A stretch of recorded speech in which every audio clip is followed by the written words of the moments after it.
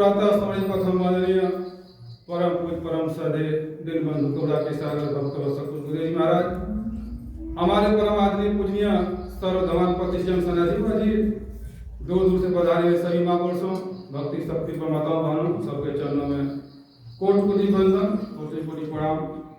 आज बुधवार का दिन, सत्संग का दिन, हम लोग गुरु के दरबार में पधारे हुए हैं। जो सत्य है, जो सनातन है, जो शाश्वत है, जो नित्य है, जो अखंड है, उस सत्ता को हम लोग जानने के लिए, जब उस सत्ता को हम जान जाते हैं तो हमारा जो शरीर है एकदम हल्का हो जाता है। हमारे अंदर किसी चीज़ का भय नहीं रहता है, हम निश्चिंत हो जाते हैं और हम निसंकोच हो जाते हैं, हर प्रकार की चिंताओं से दूर हो जाते हैं।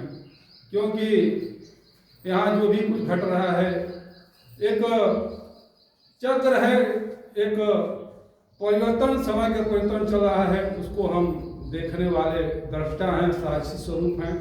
हम चेतन हैं, आत्मा हैं, परमात्मा के वंशावल हैं।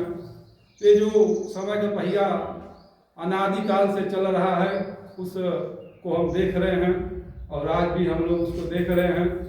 तो जब हम अपने को जब उस सत्ता से वंशावल समझ लेते हैं, उस सत्ता का अंश समझ लेते हैं, तब हमें किसी प्रकार का अहंकार नहीं रहता है, किसी प्रकार का मोह आसक्ति नहीं रहता है। क्योंकि जो अहंकार है हमारे भीतर तभी रहता है जब मैं कुछ हूँ, जब हमें लगता है कि मैं किसी से श्रेष्ठ हूँ। अहंकार हमारे भीतर क्यों आता है? तो सबसे बड़ा निशानी यही है कि मैं कुछ हूँ, या किसी से मैं उच्च हूँ, किसी से श्रेष्ठ हूँ, या हम किसी को अपने से कमाते हैं, किसी को नीचे देखते हैं। अहंकार का मूल कारण यही है कि हम किसी को अपने से नीचा देखते हैं और अपने को हम किसी से बड़ा समझते हैं। चाहे किसी भी स्तर पर हो, चाहे हम सुंदरता को हो, चाहे बल को हो, चाहे पद प्रतिष्ठा को हो, चाहे ज्ञान में हो, चाहे भक्ति में हो, जहाँ भी कहीं हमारे अंदर अगर श्रेष्ठता के भाव आई किसी से प्रति, तो हमारे अंदर हम जरूर आएगा। क्योंकि मैं कहता है मैं भी वही हूँ। किसी भी मामले में, किसी भी हम अपने को लगते हैं कि हम गुणवान हैं, बुद्धिवान हैं, बलवान हैं, रूपवान हैं, कहीं भी अगर हमें लगा कि हम बहुत बड़े संत भी हैं, हम बड़े सन्यासी हैं, हम गुरु जी का बहुत बढ़िया भक्त हैं, कुछ भी अगर हमारे अंदर आया कि मैं, तो मैं कहता कि मैं भी वही, मेरे लिए स्थान है। तो इसलिए जब तक हम अपने को कुछ समझते रहेंगे तब तक हमारे अंदर का अहंकार नहीं जाता है। लेकिन जब हम समझते हैं कि मैं जो भी कुछ हूँ वो परमात्मा की ही कृपा है, परमात्मा की ही देन है, परमात्मा हमसे करा रहे हैं। जैसे एक तिनका होता है जो रोड पर जो हमारे पड़ा रहता है, घास जो तिनका होता है, भूसा जो होता है, पैरों तले कुचलता रहता है। लेकिन एक तूफान आता है और तूफान जब आता है तो जो भूसा है, वो तिनका है, वो मंदिर के शीर्ष जो शिखर है ऊपर चढ़ जाता है हवा के वेग से। तो जो उसको लगता है कि मैं तो सबसे ऊपर हो चुका हूँ। लेकिन फिर एक थोड़ा सा हवा पाती है, फिर वो जो तिनका है, जो भूसा है, फिर रोड पर आ जाता है, फिर पैरों तले कुचलता रहता है।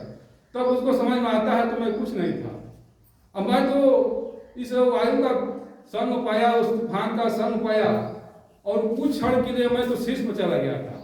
लेकिन जो ही वो नीचे आ जाता है तो उसके अपने सत्ता का ईमान खत्म हो जाता है कि मैं तो कुछ था ही नहीं। तो इसलिए हम लोग हैं तो जो भी कुछ है परमात्मा से कनेक्ट हैं, परमात्मा ही हमारे अंदर बैठा है। अगर हम अपनी भी सत्ता कहें कि मैं कौन हूँ, तो मैं हूँ कौन? हम कहें कि हम शरीर हैं, जब 5 तत्व का शरीर है, भी खत्म हो जाएगा। मन भी कहते भगवान कि मैं भी मन हूँ, तो मैं हूँ कौन? तो जिस दिन मैं अपने को कुछ समझता हूँ तभी तो अहंकार है। अगर मैं जब समझूं कि मैं पूर्ण हूँ, मुझे कोई कमियां नहीं है, तो अपने को जब कमी समझते तब तो हम कुछ बनना चाहते हैं। जब हम जानते हैं कि मैं स्वयं वही हूँ, उन्हीं का वंशावल हूँ, तो फिर हम किस शरीर का अहंकार करें, किस अपने बुद्धि का, किस बल का अहंकार करें कि जो भी कुछ दे रहे हैं वही भी देते हैं।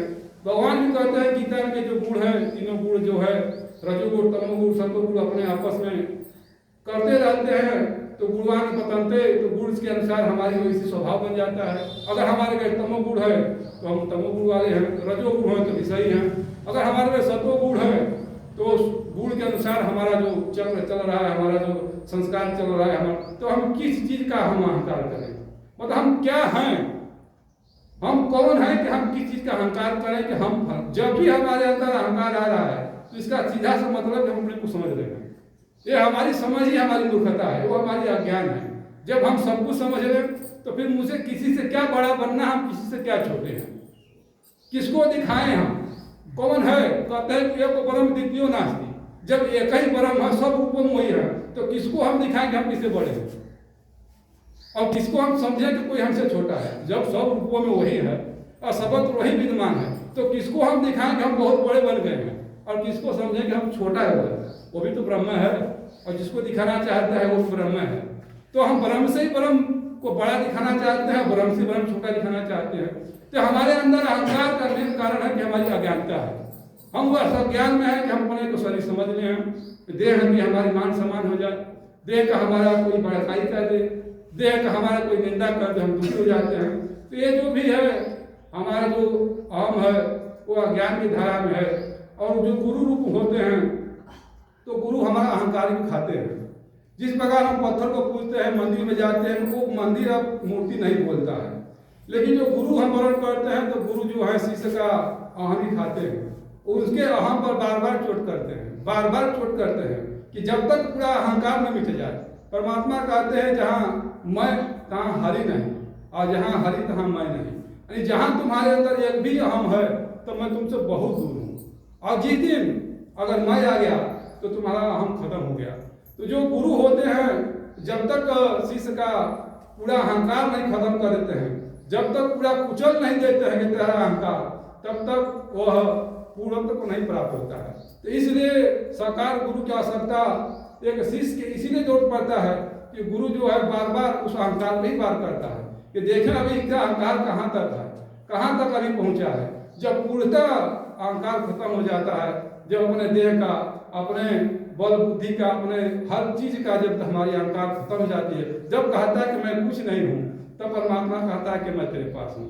जब तुम कहते हो कि मैं कुछ हूँ, परमात्मा कहता है कि मैं तुमसे बड़ी दूर हूँ। तो इसलिए ये हमारे जो अहम है हमारी अज्ञानता का परिचय है कि अभी हम अज्ञान में जी रहे हैं, अपने को हम कुछ समझ रहे हैं। जिस दिन अपने को हम कुछ न समझें तो परमात्मा कहता है कि हम तुम्हारे साथ हैं। तो इसलिए ये जो सत्संग है हमें विवेक देता है, और जब हम विवेक पाते हैं तो इस संसार में रहते हुए भी, हर कर्म करते हुए भी, संसार का हर सुखों का आनंद लेते हुए भी उसमें हम लिप्यमान नहीं होते हैं, उसमें हमारी आसक्ति नहीं होती है। हर कर्म करते हुए उस कर्म में बंधन में हम नहीं बनते हैं, क्योंकि जानता है कराने का वाला कोई और है।